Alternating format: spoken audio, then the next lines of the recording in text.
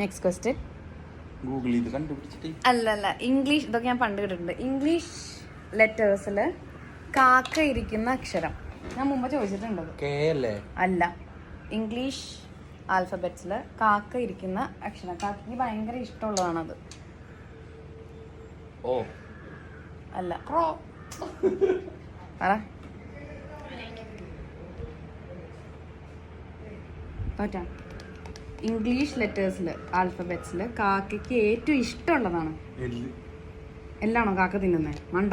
പട്ടിയാണെങ്കിലല്ലേ എല്ല്. കാക്ക ആ എല്ല് കണക്റ്റഡ് ആയിട്ടാണ് കാക്കയ്ക്ക് ഇഷ്ടമുള്ളൊരു സാധനം. 1 മിനിറ്റിൽ പറയണം.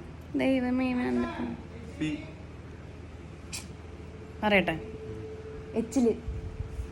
എച്ചിലാണ് കാക്കിരിക്കുന്നത്.